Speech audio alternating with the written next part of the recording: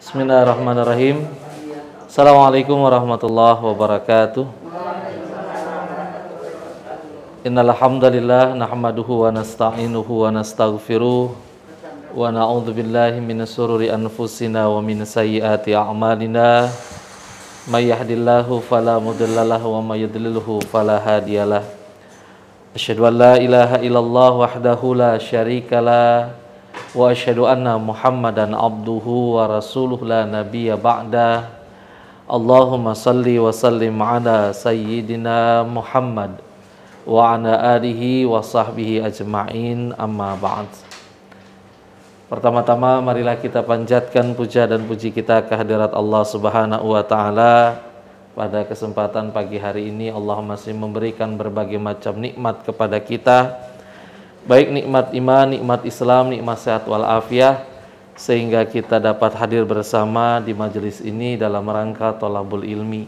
Semoga niat baik kita, keikhlasan kita, langkah kaki kita yang kita langkahkan ke majelis ini mendapatkan balasan pahala dari Allah Subhanahu wa taala.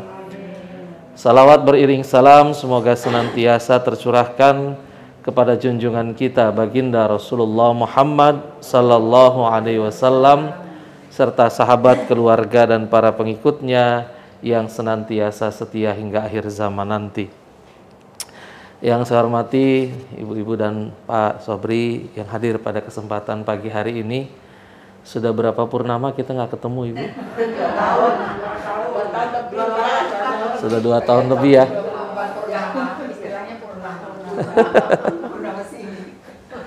Ya, alhamdulillah hari ini kita bisa bertemu lagi, bermuajahah, bertatap muka di majelis ini. Semoga insya Allah Bapak dan Ibu-ibu semuanya diberikan kesehatan oleh Allah Subhanahu wa taala. Bapak Ibu yang dimuliakan oleh Allah Subhanahu wa taala, sebelum saya ingin menyampaikan, ada beberapa yang Allah sampaikan dan Rasulullah sallallahu alaihi wasallam sampaikan kepada para sahabat. Tentu saja dalam situasi dan kondisi yang seperti ini menjadi sebuah warning buat kita semuanya. Dalam artian kondisi yang ada saat ini, pandemi yang tidak selesai-selesai ini, yang berubah-berubah terus dari COVID-19, terus variannya varian Delta, sekarang Omikron, nggak tahu besok om-om siapa yang lain gitu ya, kita nggak tahu. Karena kan suka Omikron, Bu. Ya apa nanti Om Luhut, Om Erik, Om siapa kan kita nggak tahu itu. Ya. Nah, dalam situasi dan kondisi yang seperti ini, akhirnya kita tersadarkan bahwa apapun yang kita persiapkan di dunia ini, sebagaimana yang pernah Allah sampaikan dalam sebuah hadis qudsi kepada Nabi Daud. Kata Allah Subhanahu wa taala kepada Nabi Daud, "Hai Daud, kamu punya keinginan, tapi aku juga punya keinginan," kata Allah. "Apapun yang engkau menjadi keinginan untukmu, yang akan berlaku tetap keinginanku." Jadi seberapa hebatnya kita merencanakan sesuatu di dunia ini, pasti yang terjadi adalah keinginan Allah. Maka kita berharap kepada Allah, apapun yang menjadi keinginan kita, mudah-mudahan sama dengan keinginan Allah. Dan kita berharap kepada Allah, apapun yang kita harapkan kepada Allah, mudah-mudahan itu adalah yang terbaik buat kita menurut Allah Subhanahu wa taala. Rekan-rekan kita, pengajian kita, jamaah pengajian kita, sebagian sudah dipanggil sama Allah. Bu Intan yang biasanya hadir luar biasa, hadir di pengajian kita. Baru saja Bu Fatia Hamka juga dipanggil oleh Allah Subhanahu wa taala. Mudah-mudahan Allah merahmati beliau. Oh iya, Prof Betty juga sama, beliau juga luar biasa, semangat untuk menuntut ilmunya luar biasa. Kita berdoa mudah-mudahan beliau diampuni segala dosanya, dilapangkan kuburnya, dijadikan kuburnya bagian dari pada taman-taman surga Allah Subhanahu wa taala. Jadi ini memang situasi yang menurut saya kehebatan manusia itu nggak ada apa-apanya, Bu, dibandingkan dengan kemahakuasaan Allah. Ya, seberapa hebat, seberapa congkak, seberapa hebat manusia menyatakan dirinya paling hebat. Bahkan kalau Ibu tahu sekarang Cina saja, mungkin karena dia tidak percaya dengan kemahakuasaan Allah dan dia lebih banyak mengandalkan pikiran dan otaknya, saat ini Cina sedang mengembangkan matahari buatan. Dan itu sudah sempat menyala selama berapa kemarin? 26 detik. Ya. Jadi dia ingin mengembangkan matahari buatan, membuat matahari buatan, menandingi matahari buatan, entah apa tujuannya, tapi karena dia merasa hebat, akhirnya seperti itu. Kita tidak tahu bagaimana nanti Allah akan menyikapinya, dalam artian jangan-jangan itu akan menjadi senjata makan Tuhan, Bu. Baguslah. Ya, bisa jadi seperti itu. Dan yang lebih di luar akal dan kemampuan kita juga, di luar nalar kita juga, itu Cina juga. Maka tadi saya bilang, mungkin karena mereka ateis, mereka itu berpaham komunis, mereka tidak percaya dengan adanya Tuhan, mereka tidak percaya dengan ajaran-ajaran yang dibawa oleh Rasulullah Muhammad SAW. Mereka itu, Cina itu sedang membuat penelitian bagaimana caranya menghidupkan orang yang sudah mati. Alhamdulillah ya, Bu. Beneran itu. Dia sedang mengembangkan teknologi dan itu sedang dalam proses uji coba. Orang-orang yang sudah meninggal dunia, lalu mereka masukkan dalam sebuah mesin. Saya nggak tahu bagaimana mekanisme caranya, tapi harapannya adalah dia sedang berpikir bagaimana yang namanya orang mati itu bisa dihidupkan kembali. Nah, bisa jadi, Bu. Atau ada juga, dan ini sudah masih berlangsung nih. Yang lebih parah lagi adalah ada penelitian, bukan di Cina malah.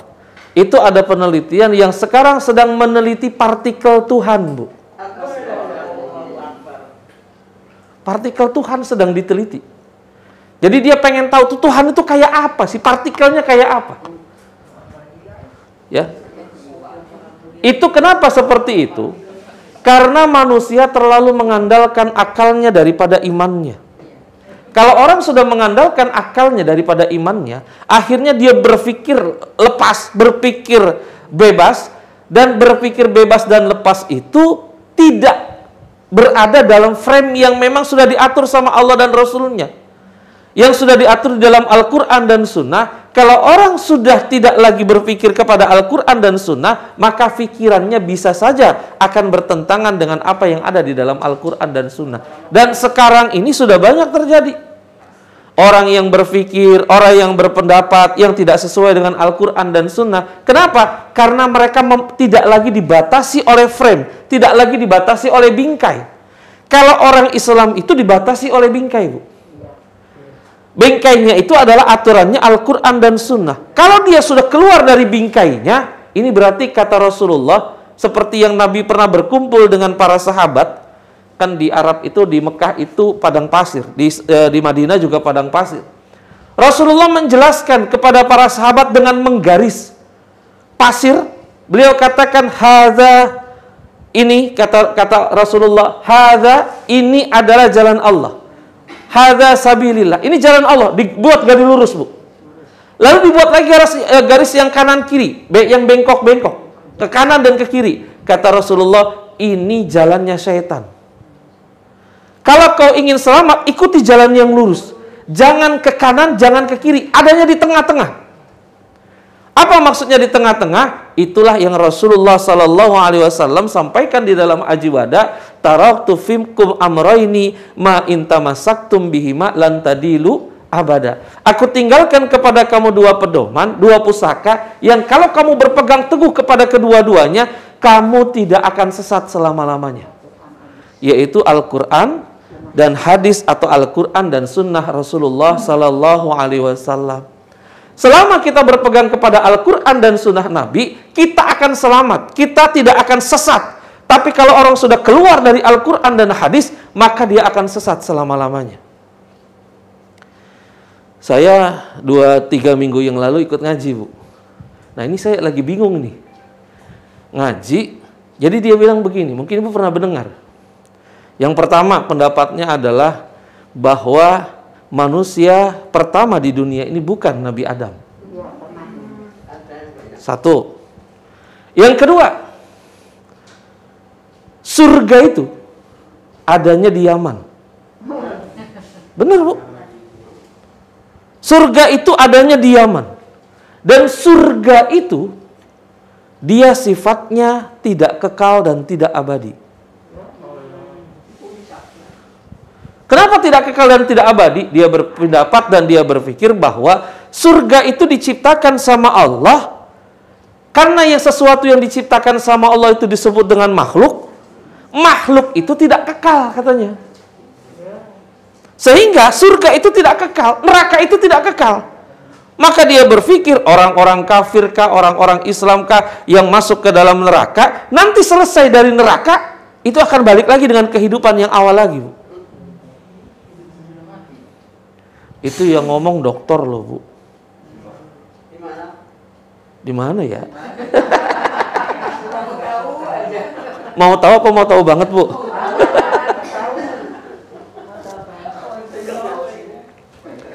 Ini kan kalau kita berpikir yang selama ini kita pahami, di dalam Al-Quran Allah katakan orang masuk ke dalam surga itu khalidina fiha abada. Makanya Ibu lihat, ketika bicara tentang surga, itu pasti bahasanya di belakangnya ada kata-kata abada.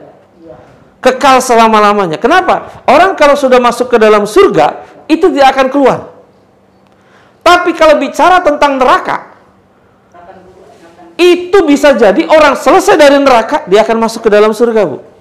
Orang-orang Islam yang mungkin dia di dunia ini banyak melakukan perbuatan dosa, dicuci dulu di neraka. Setelah dicuci di neraka, maka nanti dia akan keluar, balik ke dalam surga. Kenapa? Karena memang ketika masuk ke dalam neraka, orang-orang Islam itu, dia tidak abada, dia tidak akan kekal. Kecuali orang-orang kafir dan orang-orang musyrik. Kalau orang-orang kafir memang mereka tidak beriman. Bahkan ini, Bu, pendapatnya. Ini pendapatnya yang tadi saya ngaji kayak begitu. Dia katakan bahwa nanti, Ibu mungkin pernah dengar cerita tentang Fir'aun ketika tenggelam. Ketika Allah tenggelamkan Fir'aun di Laut Merah, apa yang diucapkan oleh Fir'aun? Ya, dia mengaku bahwa kalau begini, saya percaya kepada Tuhannya Musa. Pada saat Fir'aun sedang tenggelam. Lalu dia berpendapat bahwa pada saat itu Fir'aun mengakui bahwa Allah itu adalah Tuhan.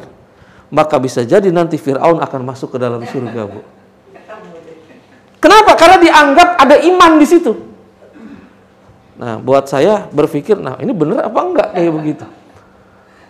Kenapa kok kayak begitu? Karena tadi saya katakan, kalau kita berpegang kepada Al-Quran dan Sunnah, kita berpegang kepada Al-Quran dan hadis, tidak akan sesat selama-lamanya. Lan tadilu abada, kata Rasulullah. Tapi kalau orang tidak lagi berpegang kepada Al-Quran dan hadis, yang dipakainya akal, yang dipakainya logika, itu sangat-sangat mungkin orang melakukan kesesatan. Maka doa yang sering kita panjatkan ketika kita berdoa adalah Allahumma inna nas'aluka salamatan fiddin. Kenapa kita minta sama Allah diselamatkan dalam beragama? Karena belum tentu orang yang beragama itu selamat, tuh. Orang yang mengerti agama itu belum tentu selamat. Kenapa belum tentu selamat? Karena boleh jadi pemahamannya, pemikirannya, keimanannya itu bertentangan dengan apa yang ada di dalam Al-Quran dan Sunnah. Ya, yang bertentangan dengan Al-Quran dan hadis. Makanya tadi saya sampaikan, kalau kita ingin selamat, peganglah Al-Quran dan Sunnah. Ini kan sebentar lagi bulan Rajab. Bulan Rajab itu hari ini apa besok ya? Saya agak-agak lupa nih. Dia sudah mau masuk Rajab, Bu. Ya. Oh, bulan Rajab itu nanti tanggal 2 Februari. Karena kan nanti 27 Rajabnya tanggal 28. Ya. 28 itu hari Senin. Besok hari Selasa libur. Tapi nggak digeser, Bu. Itu hebatnya. Ya. Nggak digeser kan? Tapi kalau Maulid, kalau tahun baru digeser tuh liburnya. Ya padahal sama-sama kejepit gitu. Ini uniknya, Bu. Ya. Nah, nanti kalau kita bicara tentang Isra Mi'raj saja, itu kalau bicara dengan akal, Isra Mi'raj itu nggak masuk akal, Bu. Nggak masuk akal. Bagaimana bisa Rasulullah SAW yang Allah katakan subhanalladzi asra bi abdihi lailam minal masjidil harami ilal masjidil aqsa alladzi barakna haulahu linuniyahu min ayatina. Ya. Di situ Allah katakan Maha Suci Allah yang telah memperjalankan hambanya minal masjidil haram, dari masjidil haram yang ada di kota Mekah, ilal masjidil aqsa, ke masjidil aqsa yang ada di Palestina, lalu mi'raj ke Sidratul Muntaha, ke langit yang ketujuh. Bagaimana mungkin Rasulullah pada saat berada di kota Mekah itu Isya saja Rasul masih ada di situ, lalu subuh sudah kembali lagi ke Mekah. Perjalanan dulu dari Mekah ke Palestina, lalu ke Sidratul Muntaha, ke Mi'raj, nggak usah ke Mi'raj dulu dah. Dari Mekah ke Palestina saja biasanya perjalanannya berhari-hari. Karena pada saat itu kan kendaraan yang paling canggih kan cuma onta Benz. Ya, itu kendaraan yang paling canggih. Tidak ada lagi kendaraan yang paling cepat, mungkin kuda ataupun onta. Tapi Rasulullah Shallallahu Alaihi Wasallam beliau bisa melakukan perjalanan dari kota Mekah ke Palestina, lalu Mi'raj ke Sidratul Muntaha, lalu balik lagi ke kota Mekah hanya dalam waktu setengah malam saja, Bu. Kira-kira masuk akal nggak, Bu? Nggak masuk akal. Ya. Makanya ketika Rasulullah menceritakan beliau melakukan kegiatan Isra Mi'raj, perjalanan, banyak orang yang pada saat itu murtad lagi. Kenapa murtad? Nggak masuk akal. Tapi yang namanya sahabat Rasulullah Sallallahu Alaihi Wasallam yang bernama Abu Bakar, ketika beliau diceritakan bahwa Rasulullah, Abu Bakar itu lihat itu, Muhammad itu temanmu itu, kenapa? Masa dia cerita? Cerita apa? Itu dia gila. Kenapa gila? Masa dia cerita? Dia berangkat dari Masjidil Haram ke Masjidil Aqsa yang ada di Palestina, naik ke Sidratul Muntaha, lalu balik lagi ke Mekah. Itu cuma perjalanan setengah malam itu saja sudah sampai lagi di Mekah. Itu kan gila itu. Itu namanya nggak masuk akal. Oh begitu kata Abu Bakar. Itu cerita Muhammad. Iya. Apa kata Abu Bakar? Jangankan seperti itu kata Abu Bakar. Kalau seandainya dia cerita yang lebih daripada itu, saya percaya. Itu Abu Bakar, Bu. Maka orang bilang, yang tadi ngelaporin kayak gitu, dia bilang, yang ini lebih gila lagi. Ya. Karena secara akal nggak masuk akal, tapi karena di situ ada keimanan. Kalau yang sudah bicara Allah, yang sudah bicara Rasul, itu Abu Bakar sifatnya adalah sami'na wa ata'. Saya dengar dan saya taat. Maka kalau bicara tentang Isra Mi'raj itu nggak masuk akal. Tapi buat kita orang yang beriman, karena itu sumbernya dari Rasulullah, tugas kita cuma sami'na wa ata'na, Bu. Sama dengan kondisi zaman yang seperti sekarang ini. Banyak orang berpendapat seperti ini, banyak orang berpendapat seperti itu. Sekarang mohon maaf, lagi digembar-gemborkan tentang moderasi beragama. Benar, Bu. Sekarang lagi digembar-gemborkan tentang moderasi beragama. Dan itu ada anggaran khusus untuk mensosialisasikan tentang moderasi beragama. Seolah-olah, kalau Ibu belajar, kalau Ibu tahu, moderasi beragama itu seolah-olah sama dengan yang namanya wasatiyah. Wasatiyah itu, Bu, artinya kalau kita beragama itu ada di tengah-tengah. Ya. Tapi di dalam Islam, konsep wasatiyah itu walaupun ada di tengah, tetap punya prinsip, Bu. Jangan disamakan antara wasatiyah dengan moderasi beragama yang kalau mungkin kita perhatikan, moderasi beragama itu lebih cenderung kepada membenarkan semua ajaran yang ada. Tuh. Makanya sekarang banyak kampanye, banyak ungkapan yang menyatakan bahwa semua agama sama, semua agama benar, semua agama sama. Kenapa? Moderasi beragama tuh begitu. Tapi orang yang wasatiyah, orang yang berada di tengah, dia tetap yakin bahwa Islam adalah satu-satunya agama yang diterima di sisi Allah. Ayatnya apa? Inna dina indallahil Islam. Agama yang diterima di sisi Allah adalah agama Islam. Lalu bagaimana dengan orang yang mengambil agama selain daripada agama Islam? Dalam Al-Quran surat Al-Imran ada, wa may yabtaghi ghairal islami dina fala yuqbala minhu wa huwa fil akhirati minal khasirin. Siapa yang mencari agama selain daripada agama Islam, kata Allah, maka ditolak agama itu, tidak diterima agama itu, dan orang yang seperti itu nanti di akhirat termasuk golongan orang-orang yang rugi, Bu. Itu prinsip kita. Wah, kalau begitu orang Islam nggak toleransi. Oh ya, jangan salah. Umat Islam itu umat yang paling toleransi. Rasulullah itu mengajarkan toleransi yang luar biasa, Bu. Rasulullah itu pernah, Bu, dengan sahabat, itu beliau pernah lagi duduk-duduk gitu, Bu. Lagi duduk. Terus lewat, ada orang yang bawa keranda mayat. Rasulullah berdiri. Ketika Rasulullah berdiri, mayat itu lewat beserta dengan orang yang membawanya. Sahabat negur, ya Rasulullah, itu kan orang Yahudi, kok dihormati? Apa jawab Nabi? Bukankah dia juga manusia? Ini Rasulullah mengajarkan kepada kita tentang toleransi.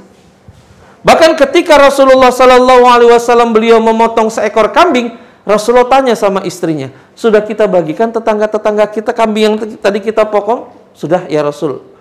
Cuma satu yang tetangga depan rumah. Kenapa? Dia orang Yahudi. Kata Nabi, berikan. Artinya untuk hablum minan nas, dengan siapapun silakan. Tapi kalau sudah urusan akidah, lakum dinukum waliyadin. Benar, Bu, ini sekarang hati-hati. Kita ngeri nih anak-anak kita nih. Dicekoki, dicampuri. Makanya kalau Ibu mungkin suka lihat di video-video yang di-share di grup-grup WA atau di Facebook, bagaimana mungkin peringatan Natal itu diisi dengan acara marawis? Bener, Bu. Orang Natalan tapi marawisan. Apakah itu yang namanya toleransi? Bukan itu. Itu sudah keluar namanya.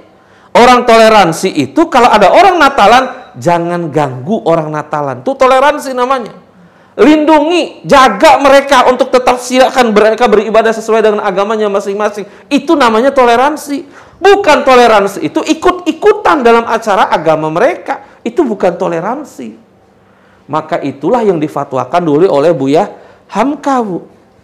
Beliau membuat fatwa Majelis Ulama Indonesia yang mengharamkan perayaan Natal bersama. Kenapa? Karena sudah urusan-urusan akidah, lakum dinukum waliyadin. Dan ayat itu, surat itu kan turun ketika Rasulullah itu ditawarkan, Bu. Rasulullah itu orang yang paling toleransi. Kenapa saya katakan paling toleransi? Pada saat itu pemuka agama lain menawarkan, ya Muhammad, udahlah. Daripada kita ribut-ribut nih, daripada kita berantem-berantem, sudah sekarang begini saja. Bagaimana kalau seandainya tahun ini engkau ikut ajaran kami, engkau ibadah bersama-sama dengan kami. Nanti tahun depan, engkau yang akan ikut bersama, kami akan ikut bersama dengan engkau. Gantian katanya begitu. Itu Rasulullah nggak langsung jawab, Bu. Beliau itu ketika ditawarkan seperti itu, sebenarnya beliau sudah cenderungan ingin iya. Tapi beliau tidak ingin menjawab sambil menunggu turunnya ayat. Akhirnya apa? Turunlah ayat surat Al-Kafirun. Qul ya ayyuhal kafirun, hai orang-orang kafir, la a'budu ma ta'budun. Kami tidak menyembah apa yang kamu sembah. Wala antum abiduna ma'abud, wala ana abidum ma'abatum, wala antum abiduna ma'abud, lakum dinukum waliyadin. Tegas, Bu. Kalau sudah urusan akidah, sudah urusan agama, lakum dinukum waliyadin. Tapi kalau sudah urusan muamalat dengan siapapun silakan. Ya, mau orang kafir kek, mau orang munafik kek. Kalau sudah urusan muamalah silakan. Nggak ada larangan di dalam Islam. Tapi kalau sudah urusan akidah, silakan kita ibadah, silakan mereka ibadah. Itu kalau sudah urusan akidah. Nah, ini yang tadi saya sampaikan, hati-hati. Karena banyak sekarang faham-faham seperti ini yang digembar-gemborkan dengan dana yang triliunan, Bu. Untuk memberikan penjelasan tentang terutama moderasi beragama ini. Yang menurut saya fahamnya berbeda dengan faham wasatiyah yang berada di tengah-tengah. Ini hati-hati. Ya, jadi oleh karena itu, ini sekadar mengingatkan buat kita semuanya bahwa suatu saat nanti kalau ini tidak kita jaga baik-baik, keimanan kita, keimanan keluarga kita tidak kita jaga baik-baik, ke depan khawatir kita nggak pernah tahu, Bu. Nanti ketika kita sudah tidak ada, masihkah anak-anak kita memiliki prinsip seperti kita? Kita nggak pernah tahu. Ya, makanya ketika Nabi Daud, ketika Nabi Yakub itu nanya sama anaknya, kalau seandainya ayahmu sudah tidak ada, apa yang ditanya sama Nabi Yakub kepada anaknya? Mata buduna mim ba'di. Kalau seandainya ayahmu sudah nggak ada, nak, kamu nanti akan nyembah siapa? Nabi Yakub nggak nanya, nanti kalau papi udah nggak ada, lu makan apa, Tong? Nggak nanya mata kuluna mim ba'di. Tapi yang ditanya, mata buduna mim ba'di. Setelah aku sudah tidak ada lagi di dunia ini, kamu nanti nyembah siapa? Kamu nanti makan apa? Enggak itu yang ditanya. Makanya menanamkan akidah dari sekarang ini sangat penting, Bu. Ke depan ini, Masya Allah, dengan situasi dan kondisi globalisasi seperti ini, yang semuanya bisa diakses, semuanya bisa dicari di internet, semuanya bisa dicari di YouTube. Dan ingat, di YouTube itu tidak semuanya benar. Bahkan sekarang banyak konten-konten yang kira-kira dianggap benar ternyata salah. Ya, bisa dalam bentuk hoax atau memang sengaja, Bu. Kayak pemahaman-pemahaman yang tadi tuh. Misalkan sekarang banyak nih orang mau nanya tentang apa, cari di YouTube. Keluar kan? Ternyata ketika keluar dibaca, itu tulisannya tidak sesuai dengan ajaran yang sebenarnya. Banyak yang begitu, Bu. Makanya hati-hati nih. Kalau ngaji, hati-hati. Kenapa hati-hati kayak begitu? Karena kalau kita tidak punya pemahaman dan keyakinan yang kuat dari awal, dasar yang kuat dari awal, itu bisa menyimpang, Bu. Ya, bisa menyimpang. Ya, apalagi sekarang mohon maaf, saya melihat Indonesia ini semakin lama kok semakin agak-agak jauh dari aturan-aturan agama. Sesuatu yang di dalam agama tidak boleh, itu sekarang dipertontonkan, Bu. Contoh, pernikahan antar agama itu kan nggak boleh. Dan itu dipertontonkan sekarang.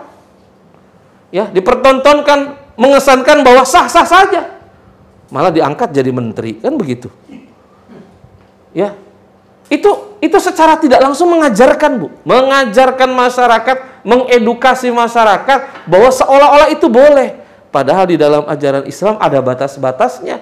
Kalau zaman dulu, zaman Rasulullah, boleh menikah laki-laki dengan menikah wanita ahli kitab.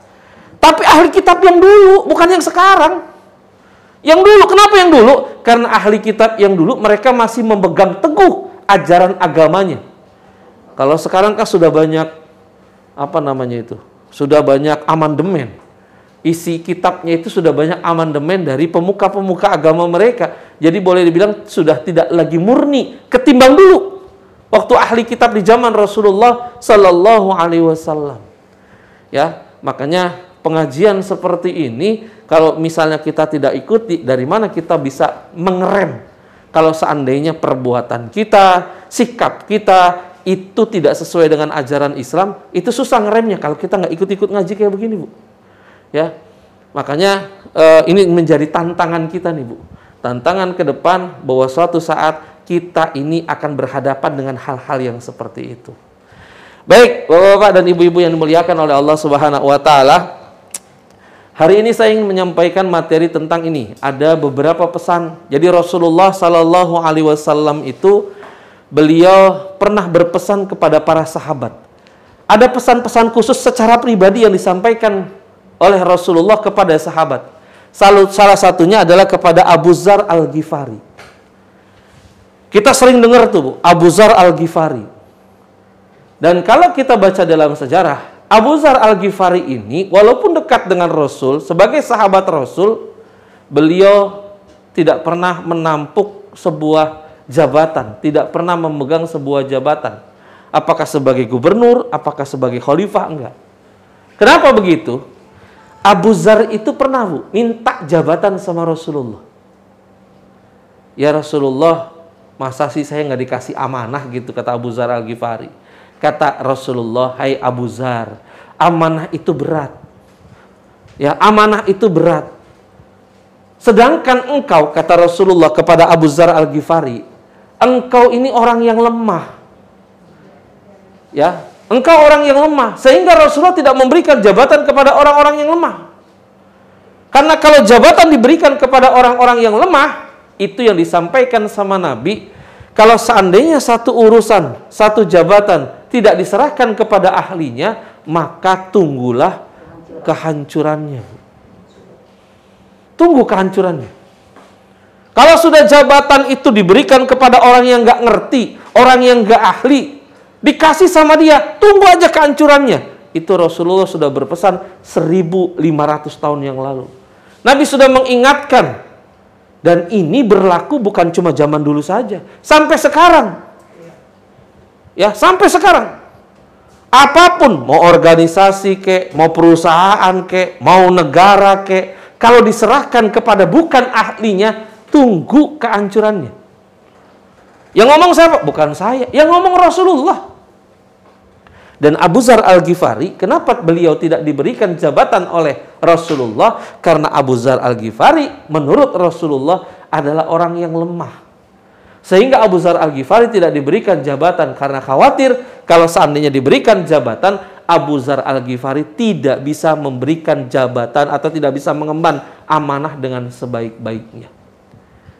Nah, kita lihat apa pesan-pesan Rasulullah kepada Abu Dzar Al-Ghifari, yang tentu saja pesan Rasulullah kepada sahabat itu sama untuk kita, Bu. Ya, jadi kalau nanti juga ada nih, nanti di akhir slide ini akan ada juga pesan. Nah, ini yang agak unik nih, Bu. Pesan malaikat Jibril kepada Rasulullah. Ya. Jadi kalau ini Rasulullah berpesan kepada Abu Dzar Al-Ghifari, nanti akan ada pesan malaikat Jibril kepada Rasulullah. Maka ketika Rasulullah berpesan kepada Abu Dzar Al-Ghifari, pada dasarnya Rasulullah juga berpesan buat kita. Apa pesan Rasulullah? Yang pertama, ini pesan Rasulullah kepada Abu Dzar Al-Ghifari. Yang pertama, supaya aku mencintai orang-orang miskin dan dekat dengan mereka. Kenapa kok Rasulullah memberikan pesan kepada Abu Dzar Al-Ghifari untuk mencintai orang-orang miskin dan dekat dengan mereka? Ini sebagai wujud, sebagai seorang muslim, ketika dia hablum minallah, dia harus juga hablum minan nas. Ketika dia melakukan hubungan dengan Allah dalam bentuk ibadah vertikal ke atas, maka hendaknya dia juga melakukan hubungan dengan sesama manusia yang sifatnya horizontal. Mencintai orang miskin dan dekat dengan mereka. Makanya kalau ada orang-orang yang menyantuni anak-anak yatim, menyantuni fakir miskin, itu orang-orang yang dicintai oleh Rasulullah. Kenapa dicintai oleh Rasulullah? Menandakan bahwa orang yang cinta kepada fakir miskin, orang yang dekat dengan fakir miskin, itu pertanda bukan orang sombong, Bu. Buya Hamka itu bilang begini, Bu. Kata Buya, kita ini berasal dari tanah. Makan juga asalnya dari tanah. Hidup di atas tanah. Nanti kembali akan masuk ke dalam tanah. Tapi kenapa kita suka bersikap langit, kata Buya Hamka itu. Ya. Kita ini semua dari tanah, berasal dari tanah, hidup di atas tanah, kembali ke tanah. Tapi kenapa kita masih suka bersikap langit? Ini menunjukkan bahwa ketika kita mau mencintai orang-orang miskin, ketika kita mau mencintai orang-orang fakir, mereka yang nggak punya apa-apa lalu kita bantu, mereka yang tidak punya apa-apa lalu kita berikan pertolongan. Ini pesan Rasulullah kepada Abu Dzar Al-Ghifari. Dan ternyata sedekah itu, apakah kepada fakir miskin atau kepada siapapun saja, itu luar biasa, Bu. Kenapa luar biasa? Nanti di akhirat tidak ada orang yang menyesal karena kurang harta. Nggak ada orang nyesel, Bu. Wah, saya di dunia kurang harta. Nggak nyesel dia. Tapi berapa banyak nanti di akhirat orang menyesal karena kurang sedekah. Kenapa kok kurang sedekah? Lihat, Bu. Orang yang ahli ilmu nanti menghadap Allah, dia akan membawa pahala ahli ilmunya. Orang yang ahli zakat nanti menghadap Allah, dia akan membawa pahala zakatnya. Orang yang ahli puasa nanti menghadap Allah, dia akan membawa pahala puasanya. Orang yang ahli sedekah, dia akan membawa semua pahala yang tadi disebutkan, Bu. Kenapa kau dia membawa pahala yang semua tadi disebutkan? Kalau orang yang ahli ilmu, dia punya ilmu, lalu dia berbagi sama orang, lalu dia mengajarkan orang, ilmunya bermanfaat, dia cuma dapat ilmu itu saja. Ilmu ngajarin orang. Kalau seandainya dia zakat, itu dia cuma dapat pahala zakat saja. Kenapa? Dia memberikan fakir miskin, memberikan anak-anak yatim. Maaf, orang berzakat, dia cuma membayar zakatnya saja. Kalau orang ahli puasa, dia cuma dapat puasanya saja. Dia ahli sholat, dia dapat pahala sholatnya saja. Tapi orang yang ahli sedekah, bisa jadi dia akan dapat pahala semuanya. Kenapa dapat pahala semuanya? Ketika dia bersedekah untuk misalnya, untuk masjid, untuk Al-Quran, untuk kitab-kitab pelajaran agama, disedekahkan, jadi ilmu, sedekahnya buat dia, pahalanya buat dia. Ketika dia bersedekah, ada orang ahli sholat, dia bersedekah untuk karpet masjid, orang sholat, dapat pahalanya dia. Ketika dia puasa, orang berpuasa, lalu dia berikan makanan buat orang yang berbuka puasa, dapat pahalanya dia. Tuh, artinya apa? Orang yang bersedekah, pahalanya lebih banyak daripada yang tadi tuh. Makanya tidak salah kalau Imam Sudes itu menyatakan, kalau seandainya orang-orang yang ada di dalam kubur itu akan minta diberikan pilihan sama Allah untuk hidup lagi ke dunia ini, apa yang akan dia lakukan? Sedekah, Bu. Sedekah. Ya. Maka di dalam Al-Quran surat Al-Munafikun ayat ke-10, kan Allah menyampaikan, wa anfiqu mimma razaqnakum min qabli ayyatiya ahadakumul maut fayaqula rabbi laula akhartani ila ajalin qarib. Allah memerintahkan wa anfiqu mimma razaqnakum, dan infakkanlah sebagian rezeki yang Allah berikan kepada kamu sebelum datang kematianmu, kata Allah. Pada saat kematian itu datang, lalu dia minta sama Allah, fayaqulu rabbi laula akhartani ila ajalin qarib. Ya Allah, mohon tangguhkan, tunda sebentar saja kematianku.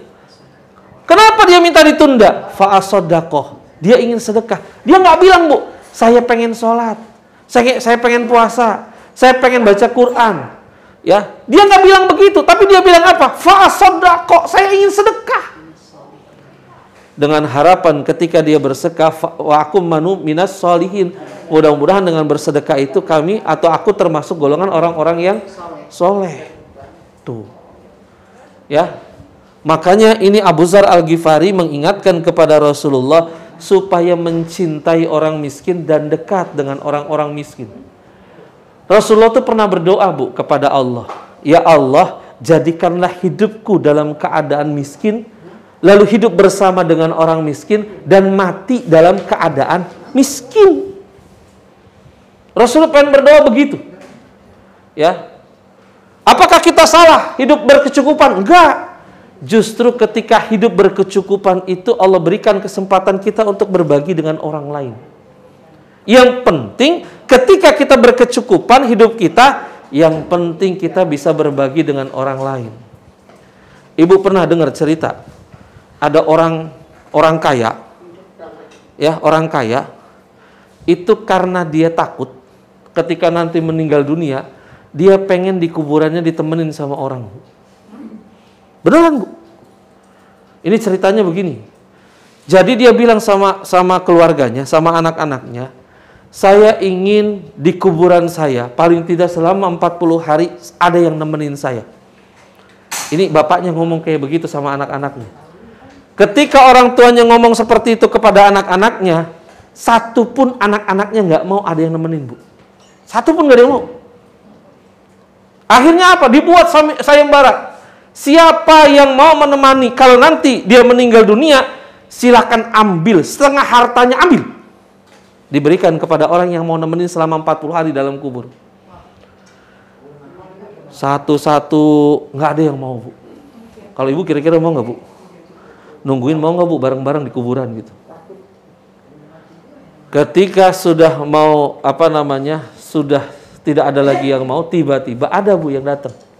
Siapa yang datang? Seorang penebang kayu.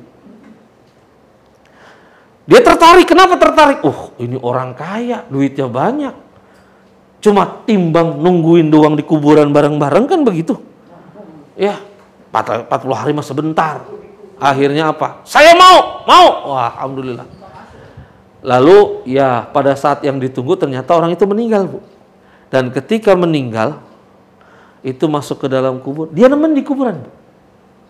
Entah bagaimana ceritanya, dia nemenin di kuburan. Ketika dia nemenin kuburan selama 40 hari, dia keluar dari kuburan, itu yang tadi, yang nemenin itu. Ketika dia keluar dan disamperin sama keluarganya, terima kasih kau sudah menemani orang tua, ini harta yang akan kami berikan. Dia bilang, enggak. Kenapa enggak? Enggak mau, saya enggak mau. Kenapa dia bilang enggak mau? Saya 40 hari itu malaikat, saya berada di kuburan bareng-bareng 40 hari. Malaikat itu nanya, bukan cuma nanya bapaknya doang, nanyain saya. Apa yang ditanyain? Dia ini kan penebang kayu. Dia punya kampak, ditanya sama malaikat, itu kampak dapat duitnya dari mana? Dipergunakan buat apa? Setelah itu dijual buat apa? Terus ditanya kayak begitu. Saya cuma punya kampak aja, kata dia. 40 hari yang ditanya cuma kampak doang. Bagaimana kalau seandainya saya punya harta yang banyak, kata dia begitu. Waduh, bingung saya ini. Nggak mau. Akhirnya nggak jadi, Bu. Artinya, kalau seandainya kita bisa mendapatkan sesuatu dengan cara yang baik, lalu kita keluarkan dengan cara yang baik, aman, Bu. Aman. Ya. Makanya kita berharap, kalau ada orang bilang, kita berupaya untuk ketika masuk ke dalam surga atau kita kembali kepada Allah, maka sekalipun kita nggak bisa, yang namanya bawa harta ketika meninggal dunia, kan beda sama orang Cina ya, Bu. Kalau orang Cina kan kalau meninggal katanya hartanya dikuburin bareng-bareng ya. Ya, hartanya dikuburin bareng-bareng. Bahkan kalau ada mainannya dikuburin bareng-bareng kayak gitu. Mungkin dia mau main juga di kuburan gitu ya. Kayak begitu. Tapi kalau kita kan enggak. Makanya Ibu bisa lihat kain kafan itu enggak ada yang pakai kantong, Bu. Karena emang enggak ada selip-selipan duit. Apa cek gitu ya. Enggak. Maka kalau pada saat kita meninggal dunia, harta kita tidak bisa kita bawa, cara yang paling gampang adalah titipin. Untuk dibawa ke akhirat. Harta kita titipin, Bu. Mungkin kita nggak bisa bawa, tapi titip ke siapa? Anak yatim, anti asuhan, fakir miskin, titipin supaya nanti mereka yang bawa ke akhirat untuk kita. Gitu caranya. Ya. Maka kalau seandainya kita bisa bersama-sama memberikan kepada orang-orang fakir dan miskin, apalagi di zaman sekarang yang minyak gorengnya Masya Allah harganya, walaupun sekarang sudah ada subsidi jadi 28.000 kan gitu ya, Bu?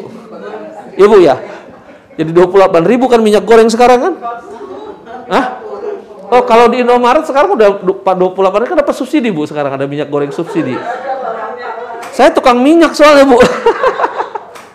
Iya, Bu. Sekarang pemerintah itu sedang memberikan subsidi 1,2 miliar liter minyak goreng selama 6 bulan ke depan. Tapi maksimal satu orang 2 liter.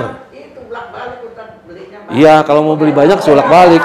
Nah, Ibu kan pengalaman itu mah.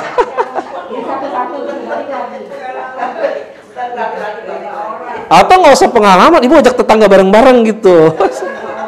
10 orang gitu ngantri bareng-bareng. Ya, kayak begitu. Di zaman sekarang gini nih, orang lagi susah-susahnya kita bantu. Wah, luar biasa, Bu, pahalanya.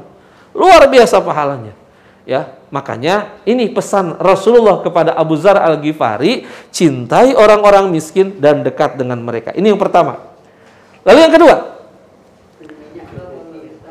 Ya, yang kedua, Abu Dzar Al-Ghifari dipesan oleh Rasulullah, beliau memerintahkan aku agar aku melihat kepada orang yang berada di bawahku dan tidak melihat kepada orang yang berada di atasku. Ini istilahnya apa? Urusan dunia ini harusnya begini. Ya, urusan dunia ini lihatnya ke bawah, jangan lihat ke atas. Kalau lihat ke atas urusan dunia, pegel, Bu. Ya, kalau urusan dunia lihatnya ke atas, pegel. Tapi kalau seandainya urusan dunia lihatnya ke bawah, kita bersyukur kepada Allah.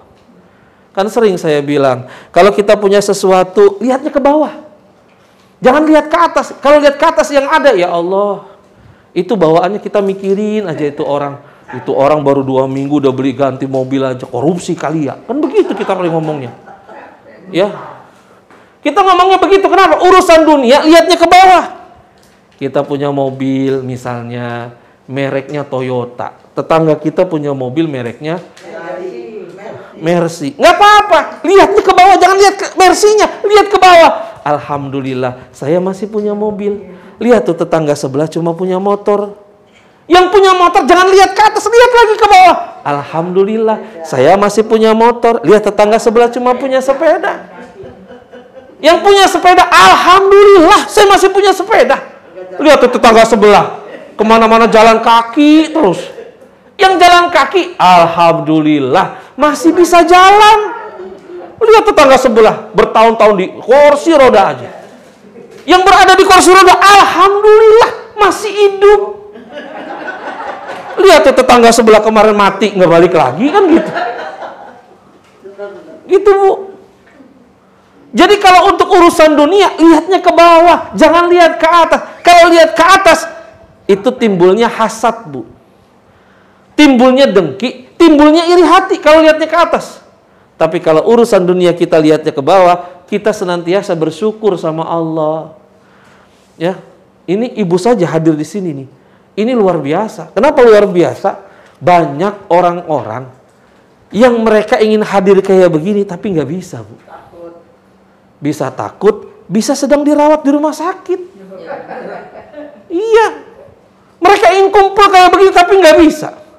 Mereka ingin bareng-bareng kayak begini, tapi nggak bisa. Makanya kita di dunia ini tugasnya adalah banyak bersyukur kepada Allah. Bersyukur, Bu. Apapun yang kita miliki, syukuri saja. Ya, syukuri saja. Karena hidup ini adalah anugerah, Bu. Ya, kayak begitu, Bu. Kalau seandainya kita ngelihatnya ke atas, ya Allah, lihat tetangga sebelah beli kulkas baru, puyeng, Bu. Besok lihat tetangga saya, ya Allah motornya baru, setruk. Besoknya lagi lihat tetangga sebelah dengar beli rumah, meninggal. Kenapa kayak begitu? Karena lihatnya ke atas. Tapi kalau orang lihat ke bawah, Masya Allah, apapun yang Allah berikan kepada kita, kita syukuri. Paling tidak, kita bersyukur dengan mengucapkan alhamdulillah, dan paling tidak juga kalau kita mengukur dengan nikmat yang telah Allah berikan kepada kita. Masya Allah, Bu. Nikmat nih, Bu. Kemarin teman saya di kantor seruangan tuh. Dia tiba-tiba gitu ya, tiba-tiba gusinya berdarah.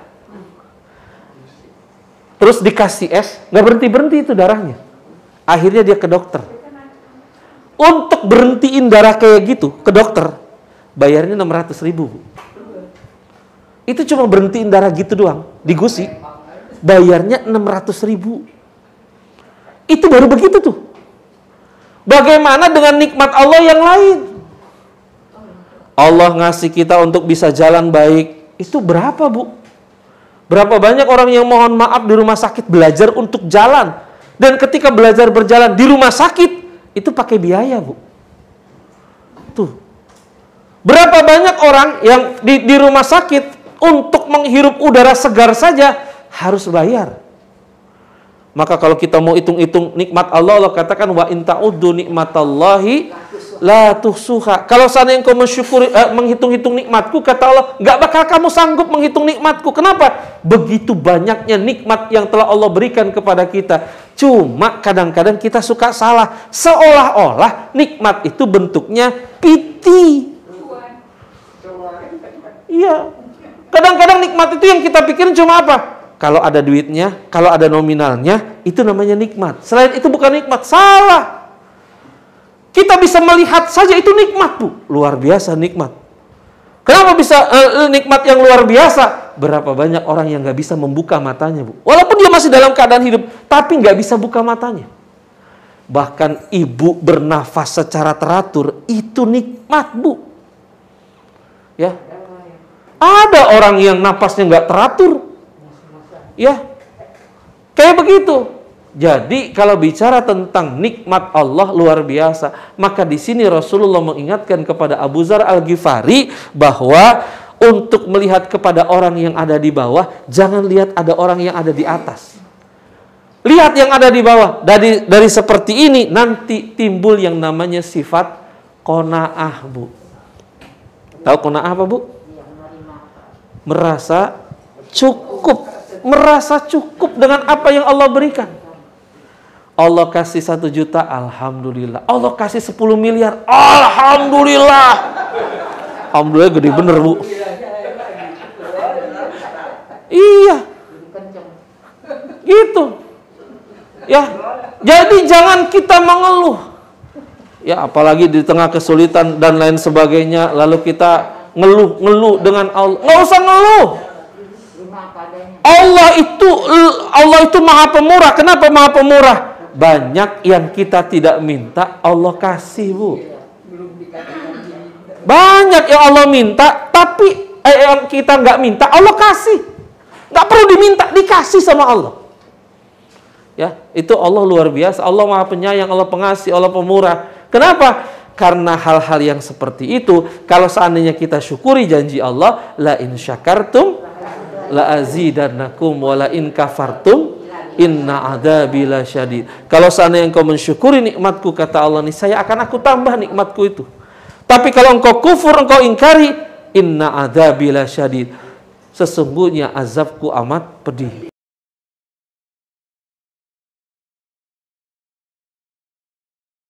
Orang yang bersyukur itu, kenapa kok nikmatnya ditambah sama Allah?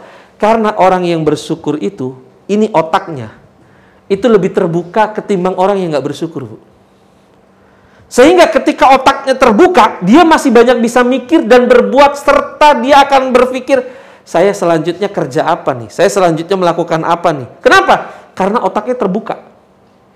Orang yang bersyukur itu otaknya kebuka. Tapi orang yang kufur nikmat sama Allah, yang ada ngeluh. Kalau orang sudah banyak ngeluh, otaknya ketutup. Kalau otaknya sudah ketutup, bingung mau ngerjain apa. Kenapa? Otaknya sudah ketutup. Tapi kalau orang itu otaknya terbuka, dia bersyukur kepada Allah. Hari ini dikasih gini, alhamdulillah. Pagi ini makan tempe, alhamdulillah. Besok makan tempe lagi, alhamdulillah. Besok lagi makan tempe lagi, alhamdulillah. Ya, akhirnya darah tinggi ya, Bu. Iya, Bu. Dia darah tinggi. Tempe mulu kan gitu, jadi darah tinggi, Bu. Jadi darah tinggi gitu. Tempe lagi gitu. Ya.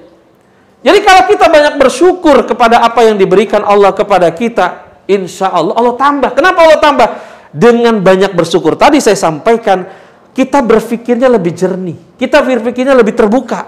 Kenapa lebih terbuka? Karena di situ rasa syukur kita menyebabkan otak kita kebuka, sehingga kita banyak bisa melakukan aktivitas lain yang bisa mendatangkan rezeki lagi dari Allah. Tapi coba lihat, orang yang banyak mengeluh, itu rezekinya seret, Bu. Kenapa seret? Karena udah mumet di otaknya. Udah nggak bisa mikir. Makanya itu yang diingatkan, la in syakartum la azidannakum wa la in kafartum inna adzabi lasyadid. Dan Allah katakan, siapa yang bersyukur kepada dirinya sendiri, dia pada dasar bersyukur juga kepada Allah. Jadi kalau dia mensyukuri diri yang ada di dalam alhamdulillah saya begini, alhamdulillah saya terus begitu, alhamdulillah, itu sama saja dia bersyukur kepada Allah Subhanahu wa taala. Kenapa? Karena apa yang ada dalam dirinya sendiri itu juga berasal dari Allah. Tuh. Ya, jadi kalau hidup kita banyak bersyukur, Bu, Masya Allah. Kemana-mana senyum-senyum, Bu. Ya, kemana-mana senyum-senyum. Tapi juga jangan sering-sering senyum-senyum kemana-mana. Senyum itu harus ada lawannya, Bu. Ya, kalau ibu senyum-senyum sendiri, ntar dibilang sama itu, ibu itu udah lama kayak begitu gitu, ntar senyum-senyum sendiri. Ya, nih Bu. Jadi kalau seandainya kita ini ingin hidupnya senang, hidupnya bahagia di dunia ini, urusan dunia lihatnya ke bawah. Tapi kalau urusan akhirat lihatnya ke atas, jangan dibalik. Kalau urusan akhirat lihatnya ke atas, urusan ibadah lihatnya ke atas. Misalnya, ya Allah, itu orang enak ya, habis sholat wajib, dia rajin dah sholat rawatib. Sholat qobliyah sama ba'diyahnya, bagus. Itu lihatnya ke atas, supaya apa? Supaya kita bisa jadi contoh. Jangan dibalik, kita baru sholat 3 waktu. Kamu baru sholat 3, masih mending saya, dia baru sholat 1 doang. Itu namanya lihatnya ke bawah gitu urusan dunia. Jangan begitu. Ya daripada enggak kan gitu ya. Mendingan saya kayak begitu. Bukan begitu. Urusan dunia lihatnya ke bawah, urusan akhirat lihatnya ke atas. enak ya dia sedekah, setiap sedekah 10.000. Kita harus di atasnya lagi kayak begitu. Ya, sedekahnya 500. Biarin gua 500, dia cuma cepek kan gitu. Ya, nggak apa-apa sih, tapi ini untuk memberikan motivasi kepada kita. Kalau sudah urusan akhirat, kalau sudah urusan ibadah, lihatnya ke atas, cari yang lebih baik. Cari yang lebih baik supaya kita bisa mencontoh, Bu. Karena ya Allah, apa sih yang kita mau bawa ke akhirat, Bu, kecuali amal kita? Ya, sering saya sampaikan kepada kita semuanya, itu di dalam Al-Qur'an, kalau Ibu buka di dalam surat At-Takwir ayat 26, itu yang sering saya ingatkan terus. Apa itu? Allah katakan fa aina tazhabun. Singkat tuh, Bu. Ayatnya singkat. Fa aina tazhabun. Apa? Kata Allah, kemana kamu mau pergi? Emang habis dari dunia kita mau kemana? Nggak kemana-mana. Kita setelah dari dunia, kita akan kembali ke akhirat. Itu teman saya, pegawai Al-Azhar, Bu. Kemarin, dia setahun yang lalu pensiun. Setahun yang lalu pensiun. Tadi saya bilang, dia pensiun, sebelum pensiun, udah punya rencana. Saya pengen begini, bahkan dia sedang mempersiapkan membuka universitas yang baru bersama dengan Setiawan Jodi. Udah direncanain matang-matang, sudah padat dan diperkirakan dia yang akan jadi rektornya. Dia doktor. Tapi apa yang terjadi? Setelah dia pensiun, kena COVID, dirawat di rumah sakit Keramat Jati Polri,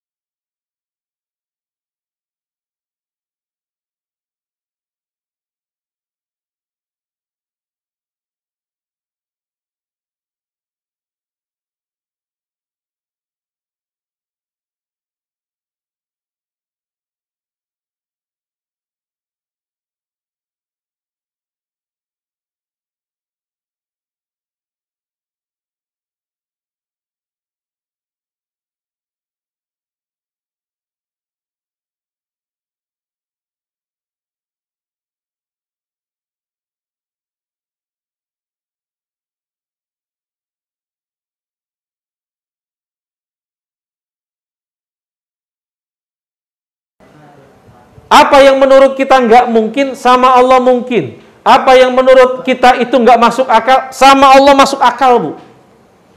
Dan sering saya ceritakan di dalam majelis ini, Allah sudah menunjukkan bagaimana yang tadinya tidak masuk akal menjadi masuk akal.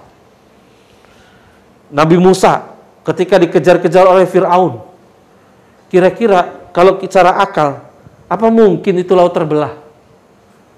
Lalu Nabi Musa bisa berlari dari kejaran Nabi Musa dan Fir'aun dan tentara-tentaranya. Gak mungkin. Tapi buat Allah tidak ada satupun yang tidak masuk akal. Lihat Nabi Ibrahim alaihissalam. Ketika beliau dibakar.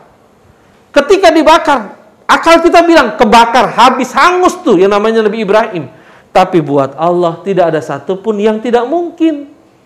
Dengan pertolongan Allah, makanya disuruh mengucapkan la haula wala quwata illa billahil aliyil azim. Maka ketika Nabi Muhammad SAW saja beliau hijrah, akal kita nggak masuk, Bu. Bagaimana Rasulullah rumah sudah dikepung, nggak ada jalan keluar, mau hijrah ke Madinah, sudah dikepung oleh orang-orang kafir Quraisy. Akal kita bilang malam hari itu pasti Rasulullah tertangkap. Tapi apa yang terjadi? Rasulullah bisa keluar dari rumah dengan selamat tanpa dilihat oleh orang-orang kafir Quraisy pada saat itu.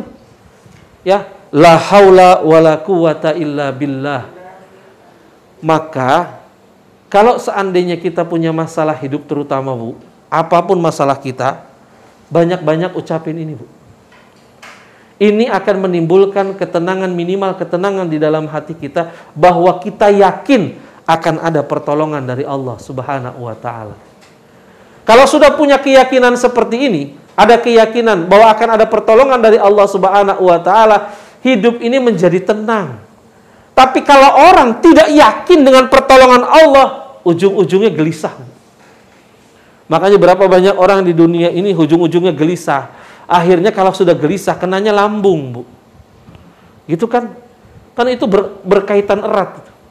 Ya, orang kalau sudah ada pikiran, biasanya lambungnya kena. Tapi kalau seandainya dia itu yakin dengan pertolongan Allah, tidak ada yang tidak mungkin buat Allah. Bahkan Allah katakan, innama amruhu idza arada syai'an ayyakula lahu kun fayakun. Kalau Allah sudah berkehendak, buat Allah gampang, cukup Allah katakan kun fayakun, jadi maka jadilah. Maka pada saat seperti itu, kita yakin dengan keyakinan Allah, akan ada ketenangan hidup. Tapi kalau seandainya kita nggak yakin dengan pertolongan Allah, yang kita pakai cuma akal kita, apa iya? Apa mungkin akan selesai ini masalah? Apa mungkin begini? Apa mungkin begitu? Cuma pakai akal, yang ada ujung-ujungnya stres. Tapi kalau kita serahkan sama Allah, buat Allah tidak ada satupun yang tidak mungkin. Makanya ada Habib Novel bilang apa? Urusan kita di dunia ini cuma jalanin, Bu. Cuma jalanin. Yang mikirin biarin Allah aja. Kita cuma jalanin aja udah. Kalau kita sudah jalanin kayak gitu, yang ngurusin Allah, biarin. Karena kadang-kadang, mohon maaf, kita suka berperilaku, kita suka melakukan tugas yang bukan tugas kita, itu sebenarnya tugas Allah. Contohnya apa? Banyak orang yang mengkhawatirkan masa depan. Itu emang tugas siapa, Bu? Tugas Allah, urusan masa depan itu tugas Allah. Orang kalau sudah mengkhawatirkan masa depan, apalagi kaitan dengan dunia, dia mengkhawatirkan masa depannya, maka akal kadang-kadang terbatas, Bu, mikirnya. Ketika akal terbatas mikirnya, yang terjadi adalah timbul ketakutan terhadap masa depan. Nanti rezeki saya gimana ya? Ini bagaimana ya? Itu bagaimana ya? Tapi kalau seandainya dia pasrahkan sama Allah sambil dia berikhtiar, sambil dia berusaha kepada Allah, nanti Allah kasih jalan, Bu.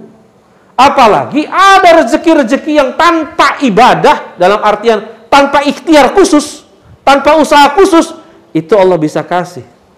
Itu yang Allah janjikan dalam Al-Quran, wa may yattaqillaha yaj'al lahu makhraja wa yarzuqhu min haitsu la yahtasib.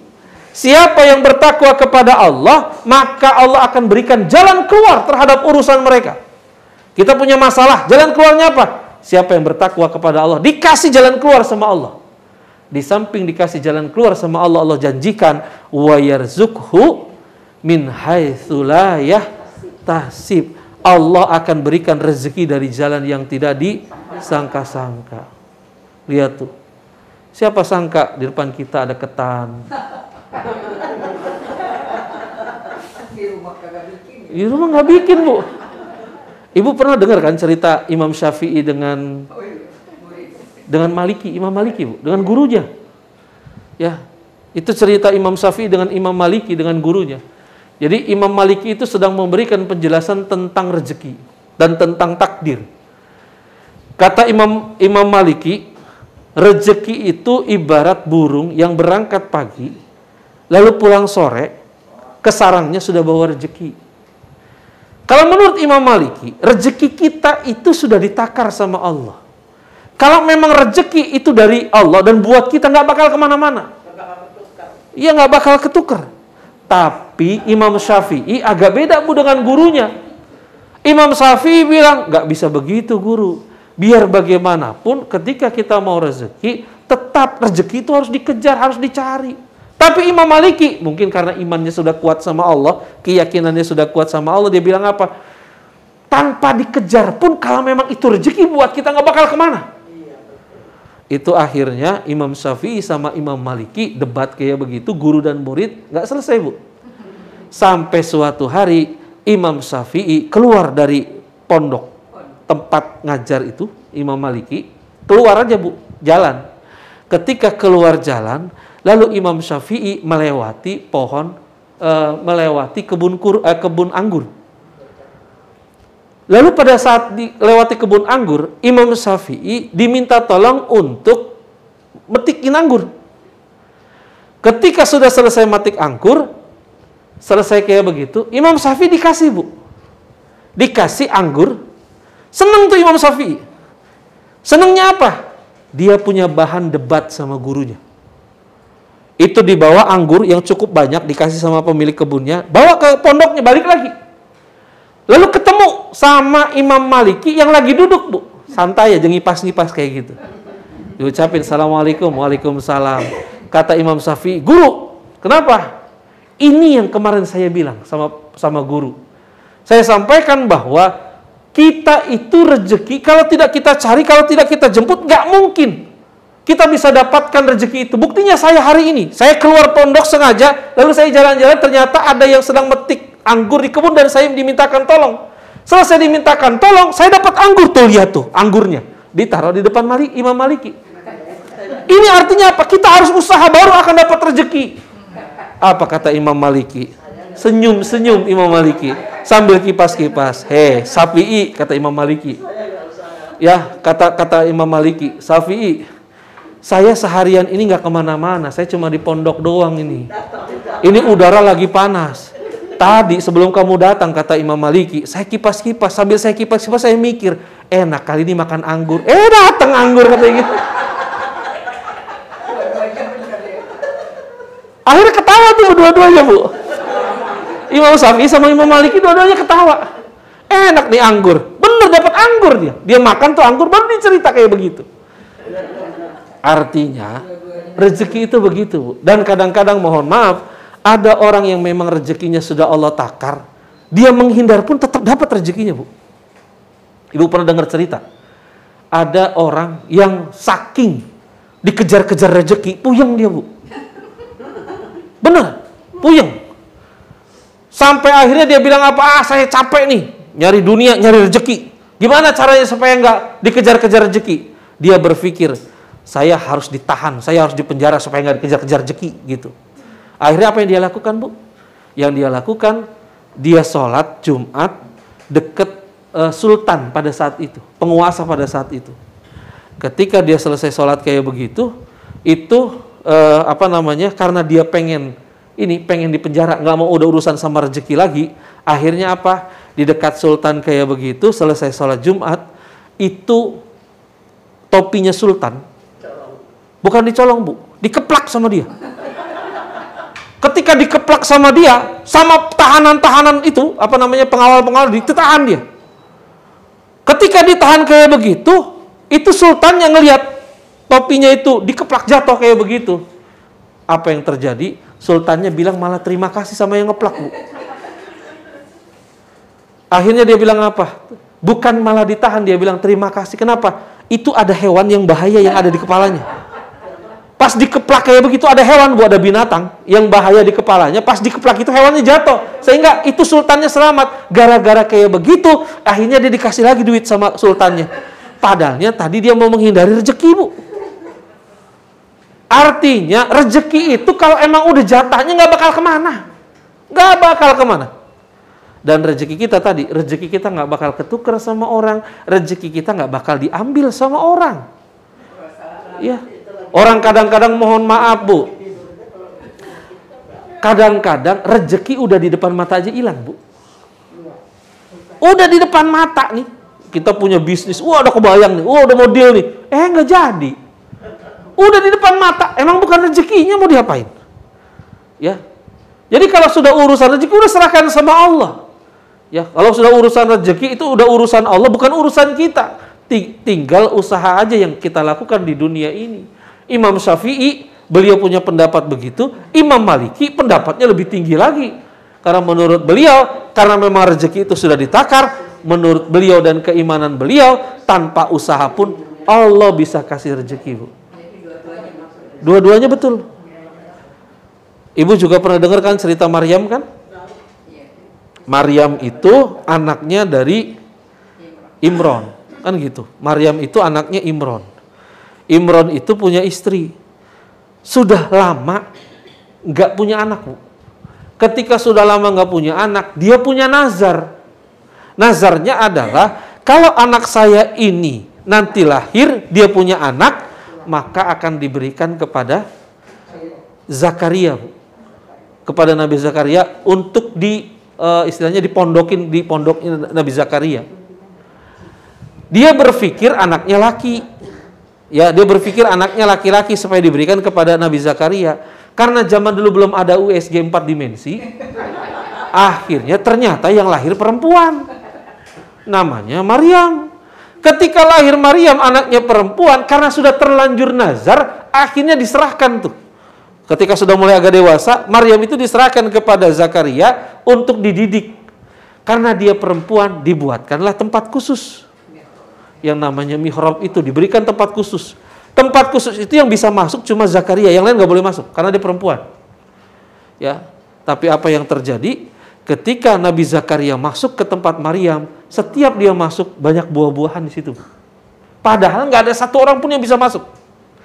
Ketika ditanya sama Nabi Zakaria, dari siapa buah-buahan ini?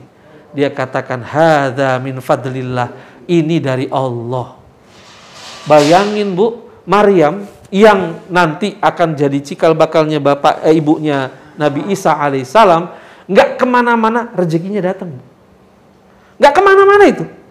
Ada buah-buahan, ada makanan depan Maryam, nggak kemana-mana. Nggak mungkin. Itu Maryam melakukan. Dan itu terjadi sama Maryam. Artinya, buat yang kayak begitu, buat kita juga, mungkin kita makomnya belum seperti itu. Tapi yang seperti itu bisa terjadi dengan siapapun dan kapanpun. Ya, bahkan nanti di akhirat, kalau kata Rasulullah kan, ketika kita nanti berada di surga, belum ngomong, Bu. Baru kepikiran doang. Enak nih makan sushi. Datang Bu sushi, Bu. Ya. Gitu. Ya, ntar yang ibu yang ini, enakan takoyaki. Takoyaki datang. Kayak begitu. Kenapa kok kayak begitu? Itulah. Buat Allah tidak ada satupun yang tidak mungkin. Saya pernah diceritain sama ada teman saya. Dia pergi ke Aceh apa ke Medan waktu itu. Dia ziarah ke Aceh, ke Medan. Itu dari rumah. Dia punya duit di rumah. Itu ada sekitar 10 juta. Dia bawa ke Medan. 10 juta itu dia bawa ke Medan untuk ziarah, jalan-jalan kayak begitu. Ternyata di rumah istrinya telepon. Dia bilang apa? Ya, ini kok duitnya nggak dibawa? Duit apa? Ini saya bawa duit 10 juta. Loh, ini duit siapa katanya gitu. Jadi begitu saja tuh. Yang tadi duit 10 juta, yang dia bawa itu 10 juta, ternyata di rumahnya masih ada 10 juta, Bu. Padahal dia punya duit cuma 10 jutanya itu doang. Nggak ada lagi yang lain. Ya. Ini artinya apa? Buat Allah tidak ada satupun yang tidak mungkin, Bu. Nggak ada satupun yang nggak mungkin. Istrinya baik tuh. Istrinya baik ya, Bu? Hah? Oh iya, kalau nggak baik gimana, Bu? Kalau nggak baik pas ketahuan baru dibilang, oh, ini kata istrinya gini, ini uang apa ya?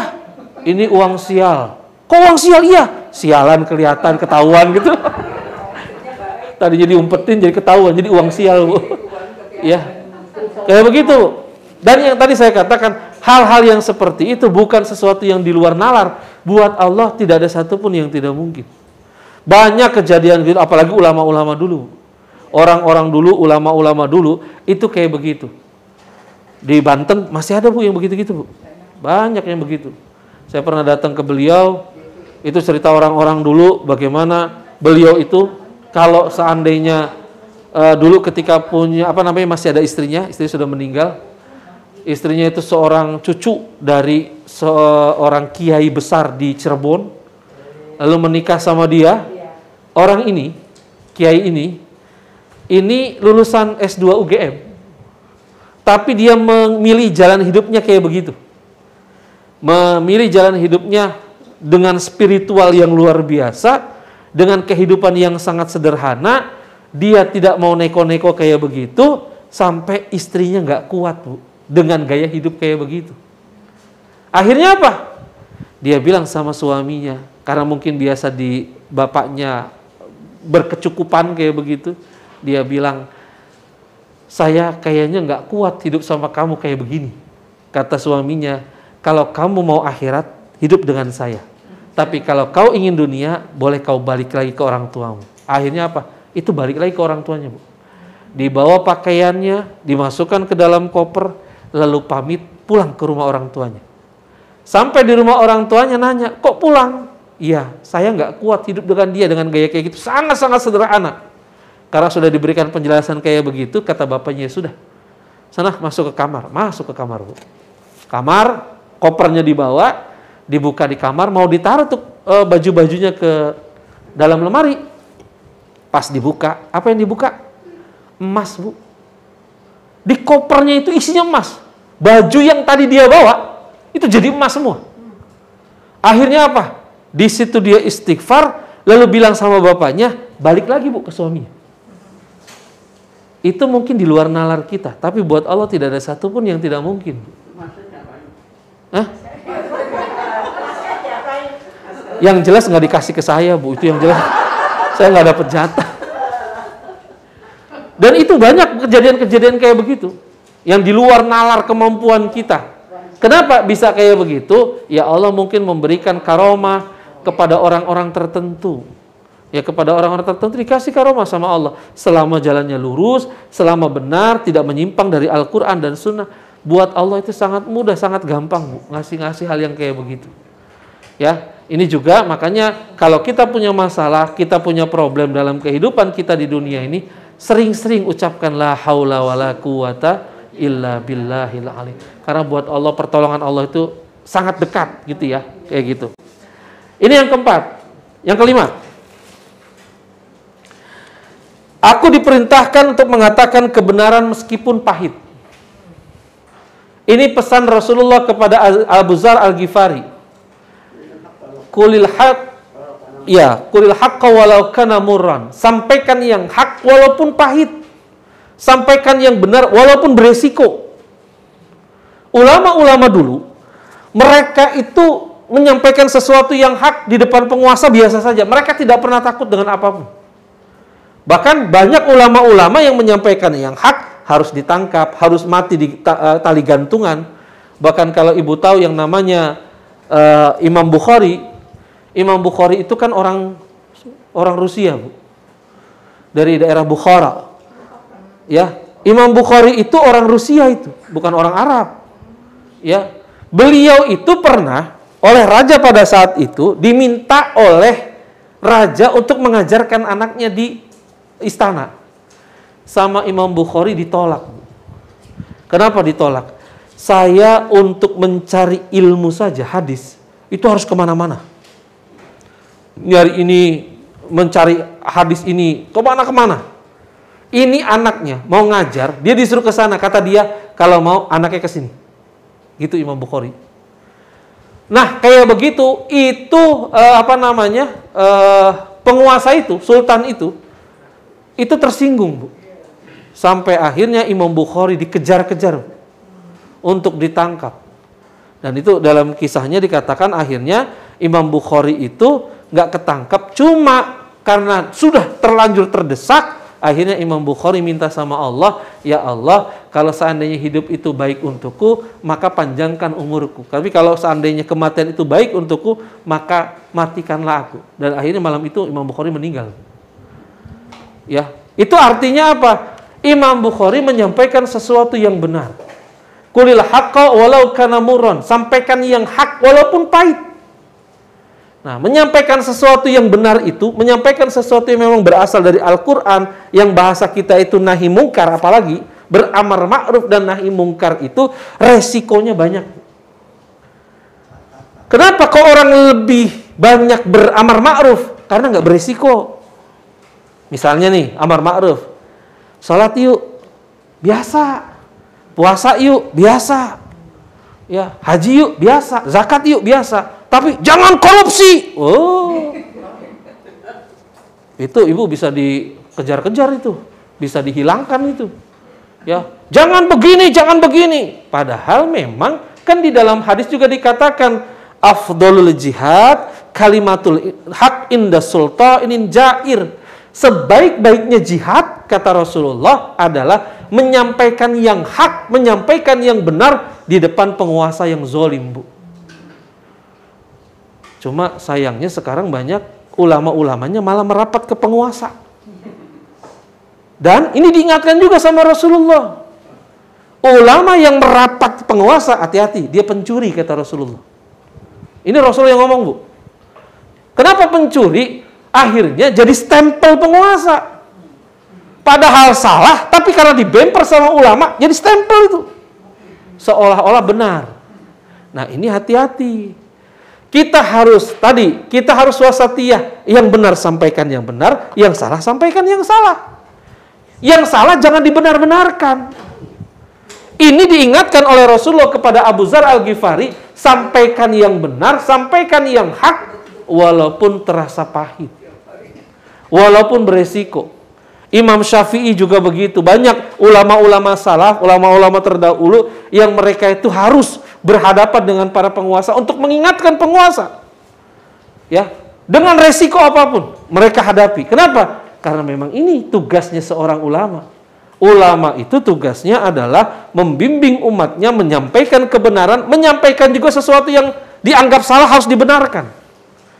Makanya ibu bisa lihat Islam itu luar biasa. Kenapa saya katakan Islam itu luar biasa? Kalau amar ma'ruf dan nahi mungkar itu ditegakkan, mengajak orang untuk melakukan perbuatan kebaikan, mencegah orang dari perbuatan kemungkaran itu ditegakkan, maka itu grafiknya, harusnya grafiknya, Bu, kalau pakai grafik, amar ma'ruf itu naik. Kemungkaran itu harusnya turun.